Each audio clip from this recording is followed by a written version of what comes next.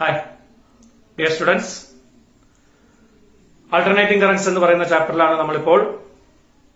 ഞാൻ കഴിഞ്ഞ ക്ലാസ്സിൽ പറഞ്ഞിരുന്നു, ആൾട്ടർനേറ്റിംഗ് കറന്റിൽ നമ്മൾ ഇൻസ്റ്റന്റേനിയസ് വോൾട്ടേജ് കാണിക്കുക V0 സൈൻ ഒമേഗ ടി അല്ലെങ്കിൽ V0 കോസ് ഒമേഗ ടി എന്നുള്ള ലെറ്ററിലാണ്. ഇതില് V0 എന്ന് പറഞ്ഞാൽ എന്താണ്? പീക്ക് വാല്യൂ ആണ്, മാക്സിമം വാല്യൂ ആണ്. ഒമേഗ എന്ന് പറഞ്ഞാൽ ആംഗുലാർ ഫ്രീക്വൻസി ആണ്, equal to 2π into nu is frequency. T എന്നുള്ള ഇൻസ്റ്റന്റിലെ ഈ എഴുതിയിരിക്കുന്ന എന്താണ്? ഇൻസ്റ്റന്റേനിയസ് വാല്യൂ ആണ്. വോൾട്ടേജിന്റെ ഇൻസ്റ്റന്റേനിയസ് വാല്യൂ ആണ് V0 സൈൻ ഒമേഗ ടി. ഇനി ഇതിന്റെ നമുക്കറിയാവുന്ന കാര്യം, നമ്മൾ മെഷർ ചെയ്യുന്നത് ഇൻസ്റ്റന്റേനിയസ് വാല്യൂ അല്ല, എന്ത് വാല്യൂ ആണ്? RMS വാല്യൂ ആണ്, റൂട്ട് മീൻ സ്ക്വയർ വാല്യൂ ആണ്. VRMS ഇസ് ഈക്വൽ ടു ഈ മാക്സിമം വാല്യൂവിനേക്കുള്ള ബന്ധം നമ്മൾ എഴുതിയിട്ടുണ്ടായിരുന്നു V0/√2 ആണ്. അപ്പൊ തിരിച്ച് V0 equal to √2 into VRMS ആണ്. ഇത് ഓർമ്മയിൽ വെക്കുക. അപ്പൊ നമുക്ക് ഇങ്ങനെ തരികയാണ്, നമുക്ക് തരുന്നത് നമ്മളെപ്പോഴും മെഷർ ചെയ്യുന്ന വാല്യൂ RMS വാല്യൂ ആണ്. അപ്പൊ നമ്മളോട് തന്നു വീട്ടില് വരുന്ന സപ്ലൈ 220 വോൾട്ട് 50 ഹെർട്സ് എന്നാണ് തരിക. ഇതിൽ 220 വോൾട്ട് എന്ന് പറഞ്ഞാൽ എന്താണ് സാധനം? VRMS ആണ്. അപ്പൊ നമ്മൾ മെഷർ ചെയ്തിട്ട് കിട്ടുന്ന വാല്യൂ RMS വാല്യൂ ആണ്. അപ്പൊ നമുക്ക് എവിടെയെങ്കിലും മെഷർമെന്റ് AC വോൾട്ടേജ് തന്നിട്ടുണ്ടെങ്കിൽ അത് RMS വാല്യൂ ആണ്. So VRMS is equal to 220 volt and nu is equal to 50 hertz എന്ന് ഓർമ്മിക്കണം. അപ്പൊ അതിന് V0 equal to √2 into VRMS ആണ്. ദാറ്റ്സ് ഈക്വൽ ടു √2 ഇൻറ്റു 220 ആണ്. ദാറ്റ്സ് ഈക്വൽ ടു 310 വോൾട്ട് ഏകദേശം വരും. അപ്പൊ മാക്സിമം വാല്യൂ 310 വോൾട്ട് ആണ്. ഒമേഗ ഈക്വൽ ടു നിങ്ങൾക്ക് എന്ത് എഴുതാം? ഒമേഗ ഈക്വൽ ടു 2π ന്യൂ ആണ്. ദാറ്റ് ഈസ് 2π ഇൻറ്റു 50 ആണ്. ദാറ്റ്സ് ഈക്വൽ ടു 100 π ആണ്. ഓക്കെ, അപ്പൊ നിങ്ങൾക്ക് V is equal to instantaneous voltage എഴുതാൻ പറഞ്ഞാൽ V is equal to V0 ന്റെ സ്ഥാനത്ത് 310 സൈൻ ഒമേഗയുടെ സ്ഥാനത്ത് 100π ടി. അപ്പൊ ഇതാണ് വീട്ടിൽ വരുന്ന വോൾട്ടേജിന്റെ ഇൻസ്റ്റന്റേനിയസ് വാല്യൂ. ഇനി ഇങ്ങനെ തന്നാൽ നിങ്ങളോട് വാട്ട് ഈസ് RMS വാല്യൂ എന്ന് ചോദിച്ചാൽ V0 310 വോൾട്ട് എടുക്കുക, അതിൽ നിന്ന് RMS കാണാൻ V0/√2 കാണാം. അപ്പൊ 310നെ √2 കൊണ്ട് അടിച്ചാൽ തിരിച്ച് 220 വോൾട്ട് എന്ന് കിട്ടും. ഫ്രീക്വൻസി എത്രയെന്ന് വെച്ച് കഴിഞ്ഞാൽ ഒമേഗനെ 100π ആയിട്ട് ഇക്വേറ്റ് ചെയ്യുക, അതിൽ നിന്ന് ഫ്രീക്വൻസി 50 ഹെർട്സ് എന്ന് തിരിച്ചു കിട്ടും. ഓക്കെ, ഇങ്ങനെയുള്ള ചോദ്യങ്ങളൊക്കെ വരും. ആ ഭാഗം ഒന്ന് നന്നായിട്ട് നിങ്ങൾ ശ്രദ്ധിക്കുക.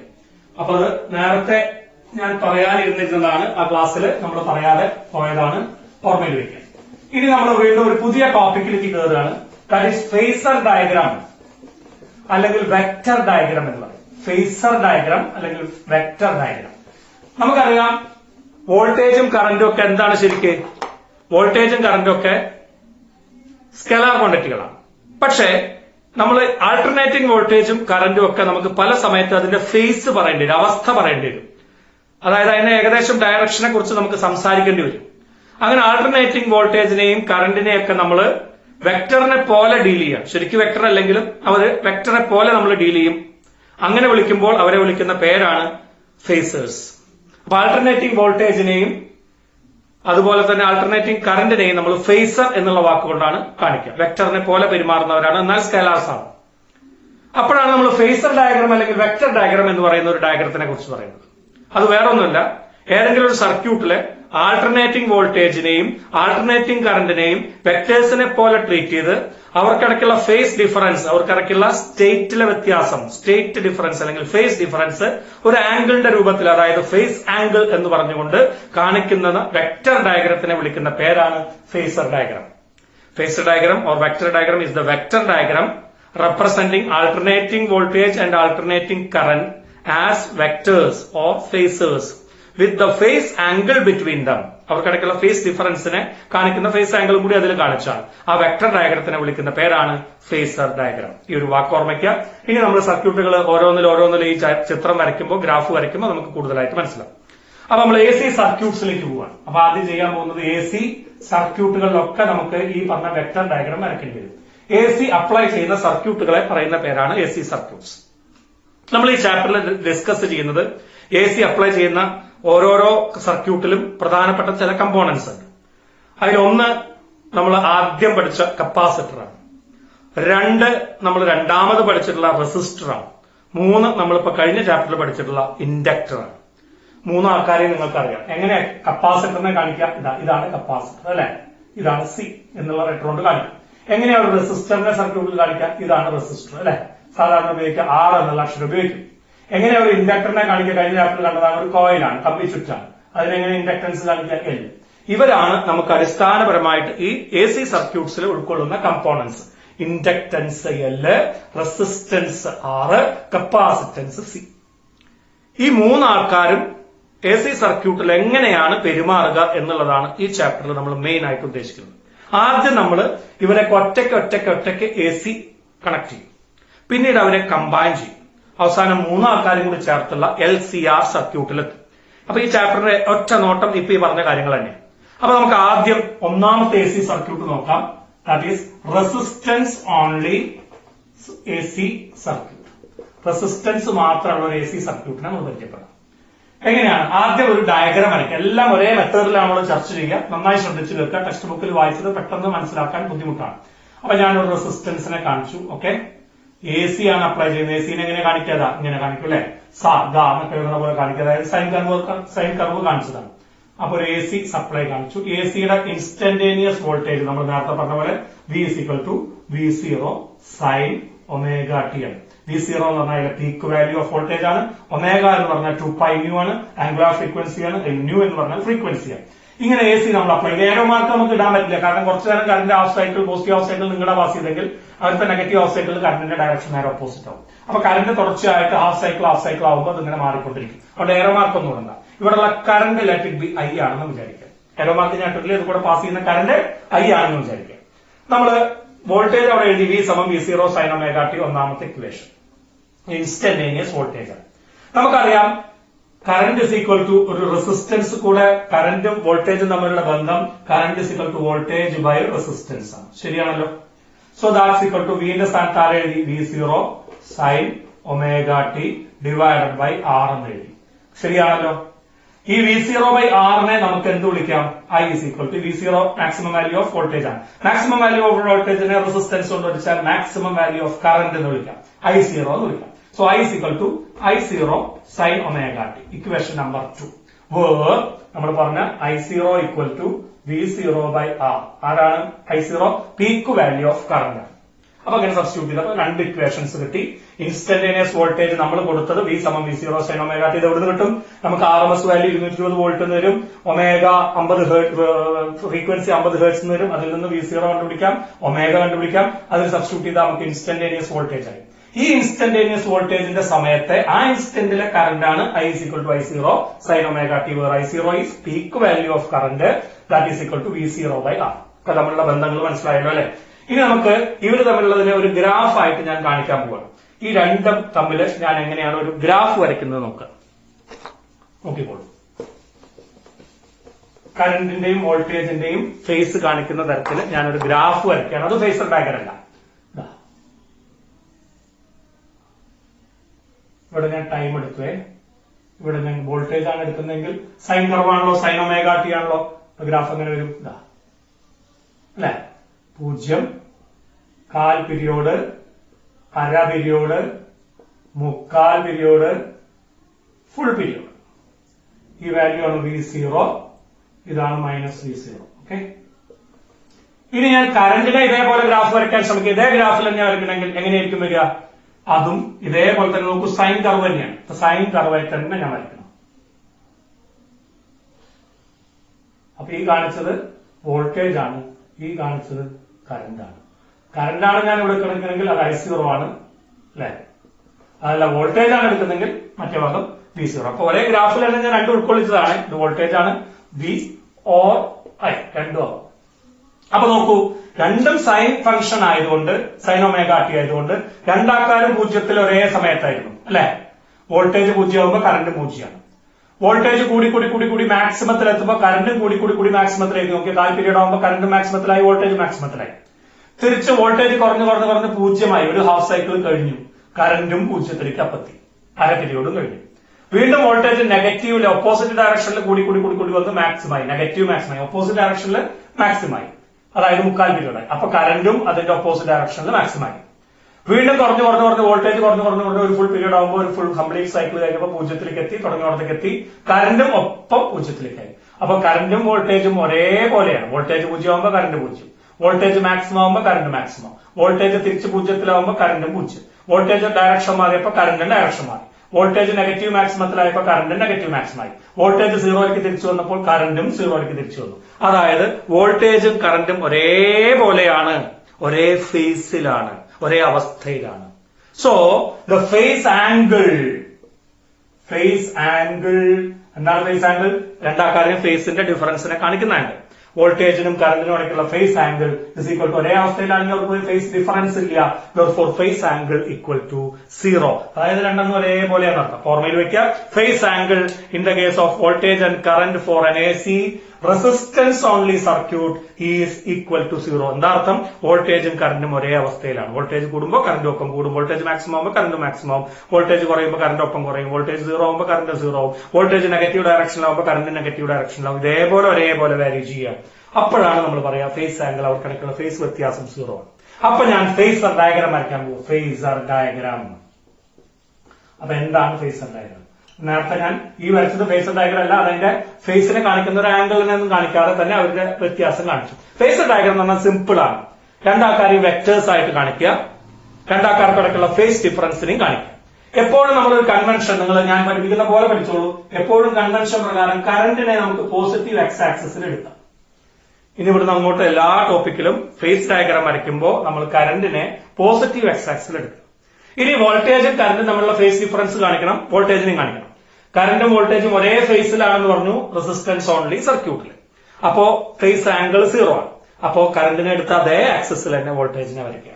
അപ്പൊ ഞാൻ ഇവിടെ ഈ OI ഇതിൽ ഈ ഡയറക്ഷനിലാണ് കറന്റിനെ കാണിച്ചെങ്കിൽ അതേ ഡയറക്ഷനിൽ തന്നെ വോൾട്ടേജിനെയും കാണിച്ചു. ഇപ്പൊ നോക്കൂ, കറന്റിനും വോൾട്ടേജിനും ഇടയ്ക്കുള്ള ആംഗിൾ എത്രയാ?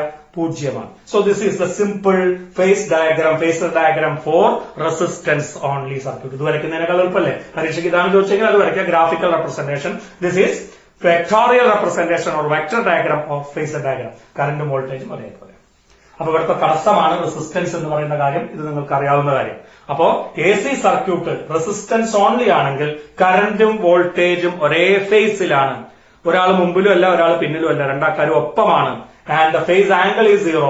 Phasor diagram is as shown in the figure. This is the graphical variation of alternating voltage and current through a resistance only circuit. അയാൾ കറന്റിനെ തടയും, അല്ലെ?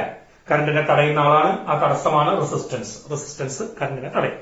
ക്ലിയർ ആയിട്ട് മനസ്സിലായല്ലോ? അത് AC ആയാലും കുഴപ്പമില്ല, DC ആയാലും കുഴപ്പമില്ല. ഇപ്പൊ AC ആണോ DC ആണോ എന്നുള്ള വേർതിരിവൊന്നും ഈ തടസ്സത്തിനില്ല. Resistance is independent of alternating current ആണോ ഡയറക്ട് കറന്റ് ആണോ എന്നുള്ളതൊന്നും ഡിപ്പെൻഡ് ചെയ്യുന്നില്ല. അപ്പൊ DC വന്നാലും AC വന്നാലും ബ്ലോക്ക് ചെയ്യും റെസിസ്റ്റൻസ്.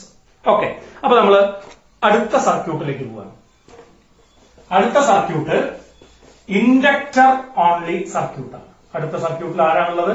ഒരു ഇൻഡക്ടൻസ് ആണ് AC സപ്ലൈയുമായി കണക്ഷൻ കൊടുക്കുന്നത്. അപ്പൊ നോക്കുക എങ്ങനെയായിരിക്കും ഒരു ഇൻഡക്ടർ ഓൺലി സർക്യൂട്ട് പെരുമാറുക. വീണ്ടും ചിത്രം വരയ്ക്കണം. ചിത്രം എങ്ങനെ വരും? ഒരു ഇൻഡക്ടറിനെ കാണിക്കുക. ഇൻഡക്ടറിനെ കാണിച്ചു. ഇൻഡക്ടൻസ് എത്രയാണ്? L. ഇത് കാണിക്കാം. AC കാണിച്ചു. Okay, clear. നമുക്ക് ആ വോൾട്ടേജിനെ കൊടുക്കാം. V is equal to നമ്മൾ നേരത്തെ പറഞ്ഞ പോലെ തന്നെ V0 sin omega t. V എന്ന് പറയുന്നതിന് പകരം E-നോ എപ്സിലോൺ എന്നൊക്കെ അക്ഷരം വേണം. അപ്പൊ E സമയം E0 sin omega t കാണാം ചില ക്വസ്റ്റ്യൻ പേപ്പറിൽ. എപ്സിലോൺ സമയം എപ്സിലോൺ 0 sin omega t എന്ന് കാണാം ക്വസ്റ്റ്യൻ പേപ്പറിൽ. അതൊക്കെ നിങ്ങൾ അതിനനുസരിച്ച് അക്ഷരങ്ങൾ മാറ്റി എഴുതിക്കോളൂ, കുഴപ്പമില്ല. ഒന്നാമത്തെ ഇക്വേഷൻ. അപ്പൊ നമ്മൾ കൊടുക്കുന്ന voltage V is equal to V0 sin omega t ആണ്. ഒരു ഇൻഡക്ടൻസ് L ഉള്ള ഇൻഡക്ടൻസ് ഉള്ള ഒരു ഇൻഡക്ടറുമായിട്ടാണ് നമ്മൾ AC കണക്ട് ചെയ്തിരിക്കുന്നത്. അപ്പൊ L ഓൺലി സർക്യൂട്ടാണ്, ഇൻഡക്ടർ ഓൺലി സർക്യൂട്ടാണ്. നന്നായി ശ്രദ്ധിക്കാൻ നേരത്തെ അത്ര എളുപ്പമല്ല. ഒരു ഇൻഡക്ടൻസിലെ വോൾട്ടേജും കറന്റും തമ്മിലുള്ള ബന്ധം ഒന്ന് ഓർമ്മിച്ചു നോക്കൂ. What is the relation between voltage and current in an inductance? ഇൻഡക്ടൻസിലെ വോൾട്ടേജും കറന്റും തമ്മിലുള്ള ബന്ധം നമുക്ക് കിട്ടും. പണ്ട് നമ്മൾ പഠിച്ചാണ് epsilon equal to -L di/dt. ഈ നെഗറ്റീവ് സൈൻ കാണിക്കുന്നത് ഇതിന് ഓപ്പോസിറ്റ് ആണ് അർത്ഥം. അപ്പൊ അതേ കാര്യം നമ്മൾ ഇവിടെ എടുക്കണം. എപ്സിലോണിന് പകരം ഇപ്പൊ നമ്മൾ ഉപയോഗിക്കുന്ന അക്ഷരം V ആണ്. So V is equal to L, അത് ഓപ്പോസിറ്റ് ഡയറക്ഷൻ കാണിക്കാൻ നെഗറ്റീവ്, അത് ഒഴിവാക്കിക്കോളൂ. L di/dt. ഇതാണ് ഇൻഡക്ടറിൽ വോൾട്ടേജും കറന്റും തമ്മിലുള്ള ബന്ധം. നമുക്ക് ആരെയെ കണ്ടുപിടിക്കേണ്ടത്? വോൾട്ടേജ് തന്നിട്ടുണ്ട്, കറന്റിനെ കണ്ടുപിടിക്കണം. എന്നിട്ട് വോൾട്ടേജും കറന്റും തമ്മിലുള്ള ഫേസ് റിലേഷൻ പറയണം, ഫേസ് ഡയഗ്രാം പറയണം. അപ്പൊ അതിനു വേണ്ടിയിട്ടാണ് നമ്മൾ ശ്രമിക്കുന്നത്. അപ്പൊ ഇതിൽ നിന്ന് ഈ V സമം L di/dt. di/dt എന്ന് പറഞ്ഞാൽ rate of change of current, L എന്ന് പറഞ്ഞാൽ ഇൻഡക്ടൻസ്, V എന്ന് പറഞ്ഞാൽ വോൾട്ടേജ്. നമുക്ക് കാണുന്നത് കറന്റിനെയാണ്. കറന്റിനെ കാണാൻ di ആദ്യം കാണാം, അല്ലെ? di കാണാൻ ഇതിനെങ്ങനെ കൊണ്ടുവരിക? അപ്പൊ V / L × dt എന്ന് എഴുതാം. ക്ലിയർ ആണല്ലോ? അതിൽ നിന്ന് ഐനെ കിട്ടാൻ നമ്മൾ എന്ത് ചെയ്തു? ഡി ഐ ആണ്, ചെറിയൊരു കറണ്ടാണ്. ഐ കിട്ടണമെങ്കിൽ ഇന്റഗ്രൽ ഡി ഐ കാണും. Therefore, I is equal to integral V by L dt. Clear? Substitute here. So, I equal to integral V in the സ്ഥാനത്ത് V0 sin omega t instantaneous value dt divided by L. Integrate ചെയ്യാൻ പോവാണ്. I is equal to കോൺസ്റ്റന്റുകളെ പുറത്തേക്ക് എടുക്കാം. V0 by L പുറത്തേക്ക് പോയി. Sine omega ടിനെ integrate ചെയ്താൽ, ശ്രദ്ധിക്കുക, പുതിയൊരു മാത്സിലെ നമുക്ക് പറയാൻ നിങ്ങൾ ഓർമ്മിക്കേണ്ടതാണ്. സൈനിനെ ഇന്റഗ്രേറ്റ് ചെയ്താൽ മൈനസ് കോസ് ആണ്. ഉള്ളിലുള്ള കോൺസ്റ്റന്റ് ഡിനോമിനേറ്ററിലേക്ക് എടുത്തിടും വേണം. അപ്പോ സൈൻ ഒമേഗാറ്റിനെ ഇന്റഗ്രേറ്റ് ചെയ്താൽ ഞാൻ ബ്രാക്കറ്റിലാക്കില്ല, മൈനസ് ആക്കണം, കോസ് ഒമേഗാറ്റി എന്നാക്കണം. സൈൻ ഇന്റഗ്രേറ്റ് ചെയ്താൽ മൈനസ് കോസ് ആണ്, ഡിവൈഡഡ് ബൈ ഇവിടെ കോൺസ്റ്റന്റ് ഉണ്ടല്ലോ, ടി ആണ് മാറുന്നുള്ളൂ, ടിയിലാണ് നമ്മൾ ഇന്റഗ്രേറ്റ് ചെയ്ത്. അപ്പൊ ഒമേഗ കോൺസ്റ്റന്റ് ആണ്, സോ അടിയിൽ ഒമേഗ കോൺസ്റ്റന്റ് ഉണ്ട്. ഓക്കെ, ഇപ്പൊ ഇന്റഗ്രേഷൻ കഴിഞ്ഞു. So I is equal to V0 by L minus cos omega t by omega. Sin omega t integrate ചെയ്താൽ minus cos omega t by omega. അതൊന്നും കൂടി ഞാൻ വൃത്തിയാക്കി എഴുതിയാൽ I equal to V0 by omega L ഒന്നിച്ചാക്കി എഴുതി, കോൺസ്റ്റന്റുകളൊക്കെ ഒന്നിച്ചായി. V0 എന്ന് പറഞ്ഞാൽ peak value of voltage, omega എന്ന് പറഞ്ഞാൽ ആംഗുലാർ ഫ്രീക്വൻസി, L എന്ന് പറഞ്ഞാൽ inductance, into minus cos omega t. Okay, ഈ V0 by omega L നെ നമുക്ക് വിളിക്കാം. V0 കോൺസ്റ്റന്റ് ആണ്, മാക്സിമം വാല്യൂ വോൾട്ടേജ് ആണ്. Omega L is equal to I0 എന്ന് വിളിക്കാം. I0 എന്ന് പറഞ്ഞാൽ ആരാണ്? Peak value of current. Okay, അപ്പോ V0 by omega L is equal to I0 എന്ന് വിളിച്ചാൽ നമ്മളുടെ ഇക്വേഷൻ I equal to ഒരു നെഗറ്റീവ് ഉണ്ട്, minus I0 cos omega t എന്ന്, minus I0 cos omega t എന്ന്. നമുക്ക് അതിനെ ഒന്നും കൂടി മാറ്റി എഴുതാം. ഇനി കുറച്ച് കാര്യങ്ങൾ ഞാൻ മായ്ക്കും, നിങ്ങൾ ഒപ്പം എന്റെ കൂടെ തന്നെ വരണം.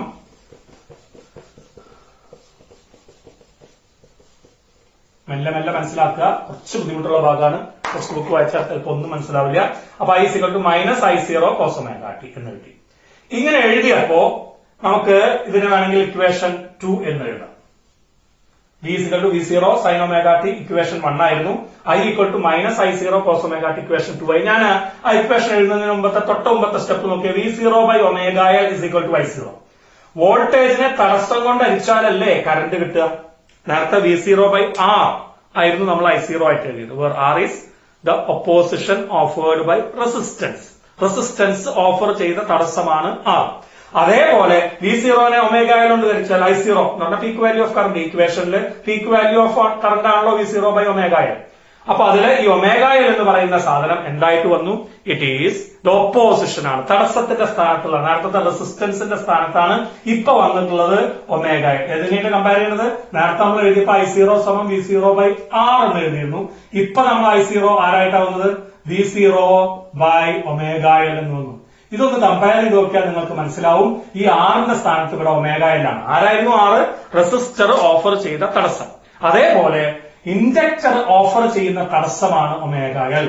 അപ്പൊ the opposition offered by inductor in a circuit is called inductive. Resistance എന്നുള്ള വാക്ക് ഉപയോഗിക്കാൻ വയ്യ, ഇൻഡക്റ്റീവ് റിയാക്ടൻസ് എന്നാണ് പറയുക. റിയാക്ടൻസ് എന്നുള്ള വാക്ക് പുതിയൊരു വാക്കാണ്. ഉപയോഗിക്കുന്ന അക്ഷരം ഇൻഡക്റ്റീവ് റിയാക്ടൻസ് കാണിക്കാൻ XL ഈക്വൽ ടു ആരാണ് ഇവിടെ വന്നത്? Omega L. ഇമ്പോർട്ടന്റ് ആയിട്ടുള്ള ഒരു ഫോർമുലയാണ്, ഓർമ്മയിൽ വെക്കണം. ദ ഒപ്പോസിഷൻ ഓഫേർഡ് ബൈ, തടസ്സം എന്നർത്ഥം, opposition offered by inductor in a circuit is called inductive reactance. XL equal to omega L. Okay, അപ്പൊ അതിൽ നിങ്ങൾക്ക് കുറച്ച് കാര്യം. അപ്പൊ ഇവിടെ റെസിസ്റ്റർ ഓഫർ ചെയ്യുന്ന ഒപ്പോസിഷൻ ആണ് റെസിസ്റ്റൻസ്. അത് AC ആണെങ്കിലും DC ആണെങ്കിലും ഒരു വ്യത്യാസമില്ല, കാരണം അതിന് ഫ്രീക്വൻസിയുടെ ടേം വരുന്നില്ല. R എന്ന് എഴുതിയതിൽ ഒരു ഫ്രീക്വൻസിയുടെ ഒമേഗയും ന്യൂ ഒന്നും വന്നില്ല.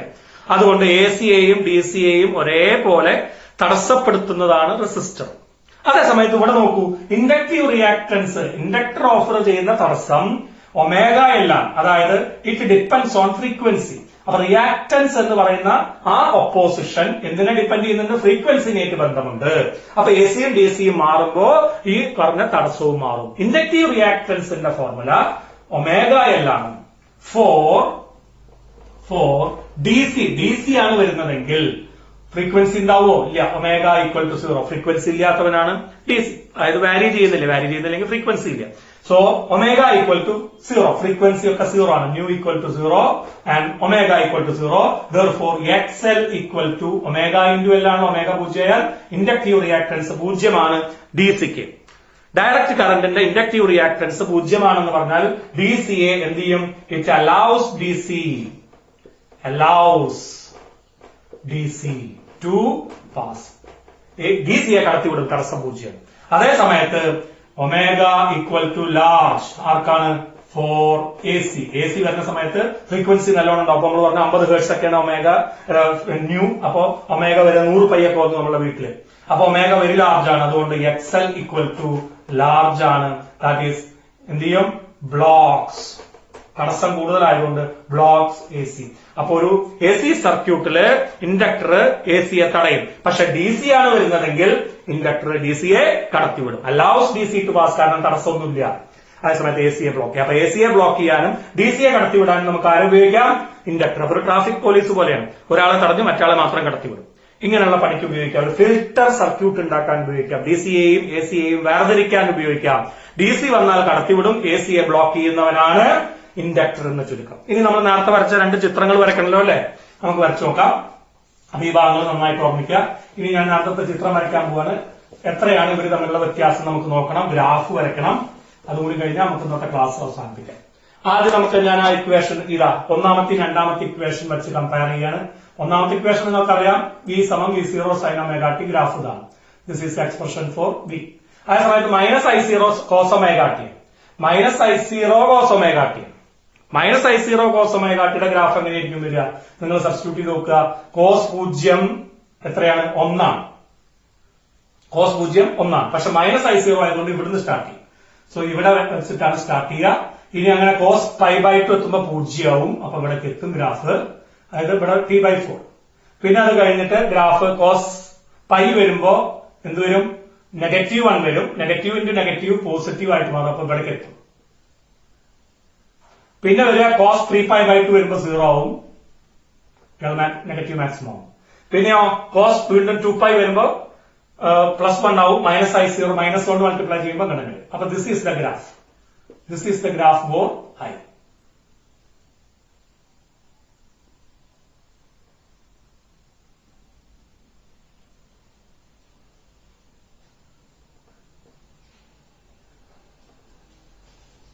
ഇതാണ് ഗ്രാഫ്.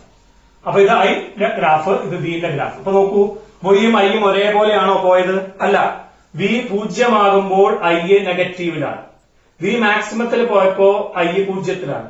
V വീണ്ടും 0-ത്തിലേക്ക് വന്നപ്പോ I എന്തിൽ വന്നു? പോസിറ്റീവ് മാക്സിമത്തിൽ വന്നു. V നെഗറ്റീവ് മാക്സിമത്തിൽ പോയപ്പോ I 0-ത്തിലേക്ക് വന്നു.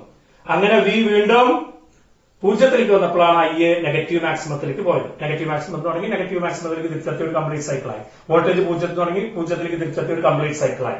എന്ന് പറഞ്ഞാൽ വോൾട്ടേജ്, അപ്പോ വോൾട്ടേജ് മുമ്പിലാണ്, കറന്റ് പിന്നിലാണ്. വോൾട്ടേജ് പോസിറ്റീവ് മാക്സിമത്തിൽ പോയപ്പോ കറന്റ് 0-ത്തിലായി. അതായത് വീണ്ടും പിന്നിലാണ്. അപ്പൊ ഒക്കെ എപ്പോഴും പിന്നില. എത്ര പിന്നില? ഒരു π/2ന്റെ പിന്നിലാണ്. ഇവിടെ ഞാൻ എടുക്കുന്നത് ഒമേഗ ടി എന്ന് എടുത്താൽ നിങ്ങൾക്ക് വേഗം മനസ്സിലാവും. 0 π/2 π 3π/2 2π. ഇനി ടൈമാണ് എടുക്കണമെങ്കിൽ 0, 1/4 പീരീഡ്, അര പീരീഡ്, 3/4 പീരീഡ്, ഫുൾ പീരീഡ്. നിങ്ങൾ സബ്സ്റ്റിറ്റ്യൂട്ട് ചെയ്ത് നോക്കട്ടെ. cos omega യുടെ അതേ വാല്യൂസ് കൊടുത്തിട്ട് ചെയ്താൽ കിട്ടുന്ന കാര്യം. അപ്പൊ എപ്പോഴും വോൾട്ടേജും കറന്റും തമ്മിൽ എത്ര വ്യത്യാസമുണ്ട്? കോസും സൈനും തമ്മിലുള്ള വ്യത്യാസം എത്രയാ? sin omega t cos omega t തമ്മിലുള്ള വ്യത്യാസം എത്രയാ? π/2ന്റെ വ്യത്യാസമുണ്ട്. കാരണം നമുക്ക് ഇങ്ങനെ എഴുതാം. I = -cos omega t. അപ്പൊ I0 -cos omega t എന്നുള്ളടത്ത് നിങ്ങൾക്ക് sin omega t -π/2 എന്ന് എഴുതാം. ഇക്വേഷൻ നമ്പർ 3 അല്ലെ? -cos θ = sin θ - 90 degree. sin θ - 90 = -cos θ. sin omega t -π/2 = -cos omega t. നിങ്ങൾക്ക് എക്സ്പാൻഡ് ചെയ്യാൻ ചെയ്തു നോക്കാം. അപ്പൊ ഈ എഴുതിയത് -cos omega t എന്നുള്ളതാണ് ഞാൻ sin omega t -π/2 എന്ന് എഴുതിയത്. ഇപ്പൊ നിങ്ങൾക്ക് മനസ്സിലാവും. ഫസ്റ്റ് ഇക്വേഷനിൽ നമ്മൾ എഴുതിയത് V = V0 sin omega t എന്നായിരുന്നു. ഇതായിരുന്നു ഫസ്റ്റ് ഇക്വേഷൻ. അപ്പൊ രണ്ടൊന്ന് കമ്പയർ ചെയ്ത് നോക്കൂ. sin omega t എന്നായിരുന്നെങ്കിൽ കറണ്ടിലും sin omega t ആയിരുന്നെങ്കിൽ ഒരേ ഫേസിൽ എന്ന് പറയാറുണ്ട്. പക്ഷെ മൈനസ് ഉണ്ട്, പിന്നിലാണ്. എത്ര പിന്നിലാണ്? ഒരു π/2 പിന്നിലാണ്. അതായത് ഇൻഡക്ടർ മാത്രമുള്ള സർക്യൂട്ടില്, എ സി സർക്യൂട്ടില് കറന്റ് വോൾട്ടേജിനേക്കാൾ പിന്നിലാണ് എന്നുള്ളതിന് ലാഗ് ചെയ്യുക എന്നുള്ള വാക്ക് നമുക്ക് ഉപയോഗിക്കാം. ഹിസ്റ്ററസിസിൽ നമ്മൾ ഉപയോഗിച്ചിട്ടുണ്ട് ലാഗ് ചെയ്യാണ്. എത്ര ലാഗ് ചെയ്യാണ്? π/2 ലാഗ് ചെയ്യാണ്. സൈനും കോസും തമ്മിലുള്ള വ്യത്യാസം. അത് പിന്നിലാണെന്ന് അറിയാൻ ഇങ്ങനെ തന്നെ ഇക്വേഷൻ എഴുതുമ്പോൾ നമുക്ക് എളുപ്പമാവും. ഇവിടെ നോക്കിയാലും നമുക്ക് മനസ്സിലാവും. അപ്പൊ ഇത് ഗ്രാഫിക്കൽ വേരിയേഷൻ വോൾട്ടേജും കറന്റും ഇൻഡക്ടർ ഓൺലി സർക്യൂട്ടിൽ. ഇപ്പൊ ഞാൻ മനസ്സിലത് അതിനെ ഫേസർ ഡയഗ്രം വരയ്ക്കാനുള്ള സൗകര്യത്തിലാക്കി V = V0 sin ωt ആവുമ്പോൾ കറന്റ് I0 sin ωt എന്നല്ല -π/2. ഈ മൈനസ് കോസ് ωtനെയാണ് sin ωt -π/2 എന്ന് ഞാൻ ഇക്വേറ്റ് ചെയ്ത് എഴുതിയത്. അപ്പോ കറന്റ് പിന്നിലാണ് വോൾട്ടേജിനേക്കാൾ π/2 റേഡിയൻ. കറന്റ് ലാഗ് ചെയ്യാണ്. സോ ഫേസർ ഡയഗ്രം എങ്ങനെ വരും? ഇതല്ല ഫേസർ ഡയഗ്രം നേരത്തെ ഞാൻ പറഞ്ഞു പോസിറ്റീവ് എക്സ് ആക്സിസിൽ കറന്റിനെ എപ്പോഴും കാണിക്കുക. ഇനി വോൾട്ടേജ് 90 ഡിഗ്രി π/2 റേഡിയൻ മുമ്പിലാവുമ്പോ നിങ്ങൾ ആന്റി ക്ലോക്ക് വൈസ് ആയിട്ട് തിരിക്കുക, പിന്നിലേക്കാവുമ്പോ ക്ലോക്ക് വൈസ് ആയിട്ട് തിരിക്കുക. അതൊരു കൺവെൻഷനാണ്. അങ്ങനെ ചെയ്തു പോയാൽ നമുക്ക് തെറ്റില്ല. അപ്പൊ 90 ഡിഗ്രി ആന്റി ക്ലോക്ക് വൈസ് ആയിട്ട് തിരിക്കുക. കാരണം മുമ്പിലാണ് വോൾട്ടേജ്, കറണ്ട് പിന്നിലാണെന്നാണ് പറയുന്നത്. കറണ്ട് പിന്നിലാണ്, അപ്പൊ വോൾട്ടേജ് മുമ്പിലാണ്, π/2 റേഡിയൻ മുമ്പിലാണ്. അപ്പൊ ലെഫ്റ്റിലേക്ക് തിരിക്കുക, ആന്റി ക്ലോക്ക് വൈസ് ആയിട്ട് തിരിക്കുക. അപ്പൊ ഇവിടുന്ന് പോസിറ്റീവ് എക്സ് ആക്സിസിന് ആന്റി ക്ലോക്ക് വൈസ് ആയിട്ട് 90 ഡിഗ്രി തിരിച്ചാൽ നമ്മൾ ഏതിലെത്തും? പോസിറ്റീവ് വൈ ആക്സിസിലെത്തും. So this is voltage and this is theta equal to 90 degree or π/2 radian. So the phase angle in inductor only circuit is π/2 radian. Resistance only circuit phase angle was 0. അതിനർത്ഥം കറന്റും വോൾട്ടേജും ഒരേ ഫേസിലാണ്.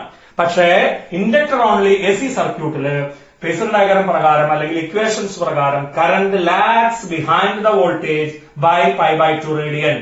That is the phase angle is π/2 radian and it is എന്താണ്? Current പിന്നിലാണ്, voltage മുന്നിലാണ് എന്ന് ചുരുക്കം. ഇപ്പൊ ക്ലിയർ ആയിട്ടല്ലോ? അപ്പൊ ഇത്രയും കാര്യങ്ങളാണ് നമുക്ക് ഇതിൽ അറിയേണ്ടത്, ഇൻഡക്ടർ ഓൺലി സർക്യൂട്ടിൽ അറിയേണ്ടത്. അപ്പൊ നിങ്ങൾ ഈ പറഞ്ഞ ഫേസർ ഡയഗ്രം വരയ്ക്കാൻ അറിയണം, ഗ്രാഫിക്കൽ വേരിയേഷൻ വരയ്ക്കാൻ അറിയണം. അവിടെ ഓഫർ ചെയ്യുന്ന തടസ്സത്തിനെ ഇൻഡക്ടർ ഒരു ഓഫർ ചെയ്യുന്ന തടസ്സത്തിനെ വിളിക്കുന്ന പേരാണ് എന്തായിരുന്നു പറഞ്ഞത്? Inductive reactance. റെസിസ്റ്റൻസും റിയാക്ടൻസും തമ്മിലുള്ള വ്യത്യാസം എന്താണ്? Resistance is independent of frequency. AC ആണോ DC ആണോ എന്നുള്ള വേർതിരിവില്ല, രണ്ടാക്കാര്യം തടസ്സപ്പെടുന്നു. Reactance depends on frequency. Inductive reactance XL = ωL എന്നാണ് നമ്മൾ എഴുതിയത്. അതില് ωL ഒമേഗ കൂടുമ്പോൾ, അതായത് AC വരുമ്പോൾ ഇൻഡക്റ്റീവ് റിയാക്ടൻസ് കൂടും, തടസ്സം കൂടും. DC വരുമ്പോൾ ω0 ആണ്, ഫ്രീക്വൻസി ഒക്കെ 0 ആണ്, അതുകൊണ്ട് തടസ്സം ഉണ്ടാവില്ല. അപ്പൊ DCയെ കടത്തിവിടുകയും സുഖമായി കടത്തിവിടാൻ അനുവദിക്കുകയും ACയെ ബ്ലോക്ക് ചെയ്യുകയും ചെയ്യുക എന്നുള്ളതാണ് ഒരു ഇൻഡക്ടറിന്റെ ഡ്യൂട്ടി. ഓക്കെ, ഫേസർ ഡയഗ്രം വരച്ചു. ഇത്രയും കാര്യങ്ങൾ നന്നായിട്ട് മനസ്സിലാക്കും. അപ്പൊ നമ്മൾ 2 AC സർക്യൂട്ട്സ് ഇന്ന് ചർച്ച ചെയ്തു. ഒന്ന് resistor only circuit, 2 inductor only circuit. വരുന്ന ദിവസം നമുക്ക് capacitor only circuit, LCR circuit എന്നിവ നന്നായിട്ട് ചർച്ച ചെയ്യും. Okay, thank you, by.